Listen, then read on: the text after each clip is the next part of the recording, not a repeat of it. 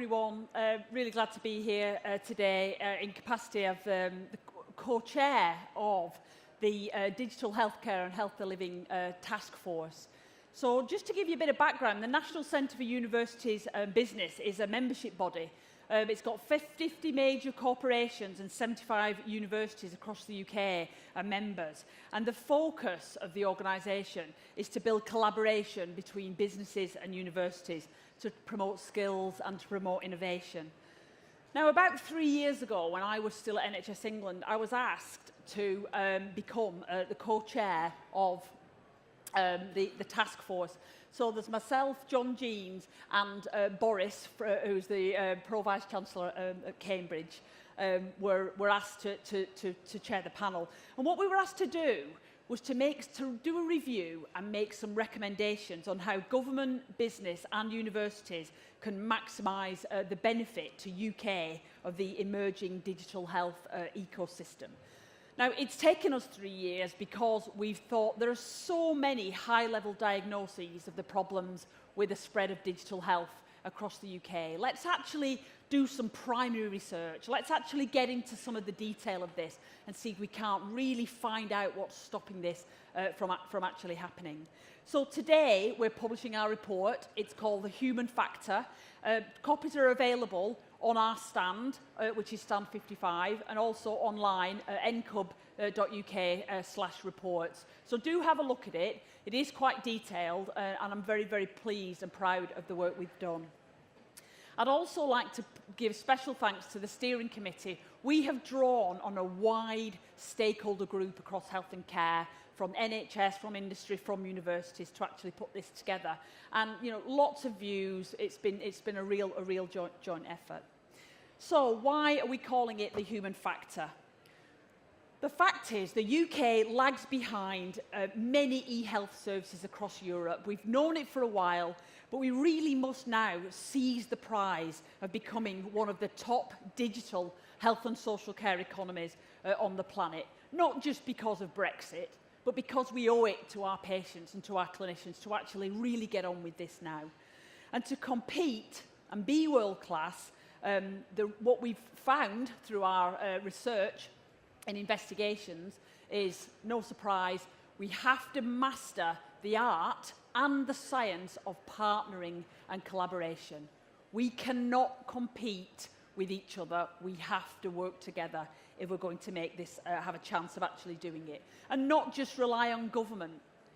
It's actually for all of us across industry, government, NHS and the university sector to actually make this a reality. And as I said, the report is comprehensive. I can't do it much justice in 15 minutes, which is what I've been given, but I'm going to have a go and just club together some of the main recommendations and findings that we've had. Now, the first big category of our findings and recommendations is around digital health and skills and digital education skills and the lack of education and skills in this area.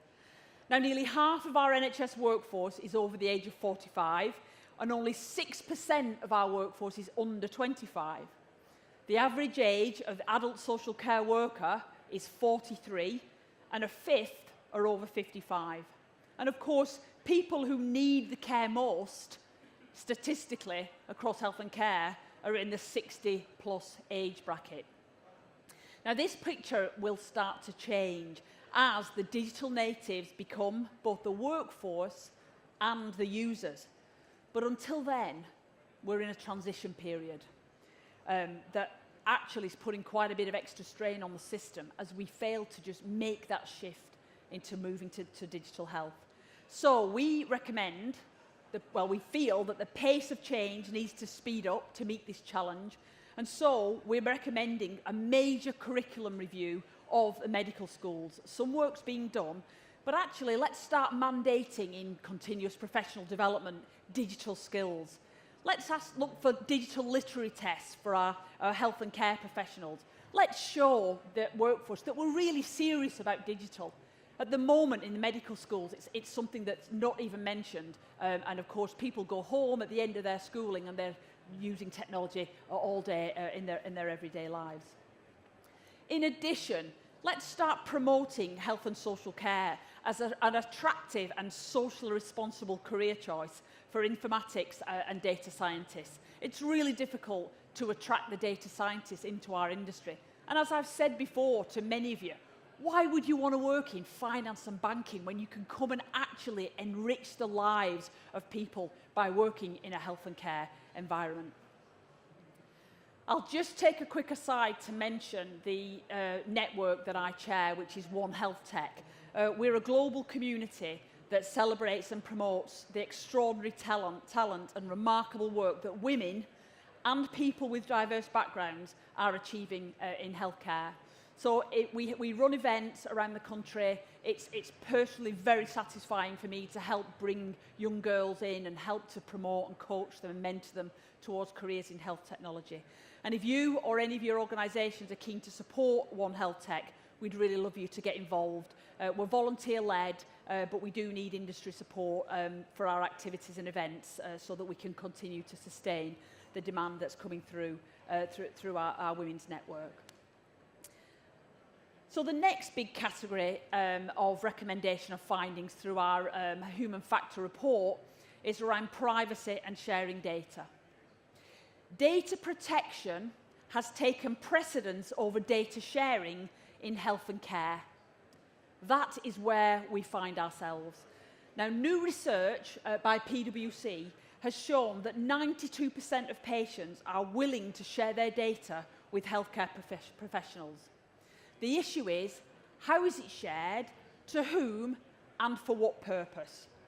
So, as you'll see from the chart, hopefully you can see this, as we move away from direct care towards the private sector and towards more, if not so clear, usage and reasons, the public don't like it. They don't want the data to be shared. Whereas up here, when you're actually sharing it with the health professional for your own care, people are happy to be shared. My view is, and we say this in the report, there's still a lot to do at this end. Let's sort out data sharing for direct care and then gradually bring the public with us as we start to see the benefits of sharing data for other reasons. We need to create an environment where sharing data is seen as vital as protecting it. And this comes down to the role of the Caldecott Guardians. Not many people know that the Caldecott Guardian, part of their role is to help with sharing data as well as protecting data and making sure that organisations do it in a safe and careful way. The key is establishing trust with professionals and with citizens on how the information is to be shared and ensure upfront and ongoing that there is transparency over how that information is used, including offering the ability for citizens to change their mind about how their data is shared as trust builds or as trust erodes. And that's the conversation we need to be having with the public, making it easy for them to feel confident about how exactly we're sharing their data. The next part of our conclusion and recommendation links to the sustainable funding and business models for small business and for entrepreneurs trying to make it in a digital health world and environment. The first point we've looked at is the research. There's a real gap, frankly, in the research funding system for health and care technologies. So the EPSRC, if you've got a technology that's already in existence, you'll see it as too tech ready for an EPSRC grant. Innovate UK see a lot of our digital health innovations as too complex and too system-wide. The Medical Research Council say they're too health and care and not enough about medicine. And the NIHR say they're too technology and not about delivery. So there isn't a natural funding home for startups and small businesses really trying to put their innovative and fantastic ideas out there into the health and care landscape. So we're recommending that the UK Research and Innovation Body work together with NIHR on how to get multidisciplinary research programmes for digital health and care.